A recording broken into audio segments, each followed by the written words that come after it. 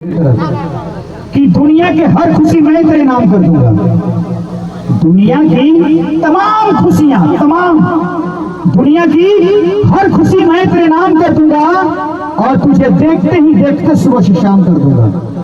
दुनिया की हर खुशी मैं तेरे नाम कर दूंगा और तुझे देखते ही देखते सुबह से शाम कर दूंगा।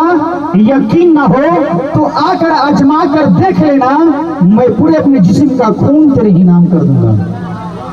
आइए फिर से एक बार बेंच को हिनू ऑर्केस्ट्रा के माध्यम से 3 हाथ करें एक साथ। सोनू साउंड सर्विस भैया गाना को प्ले कर दिया जाए।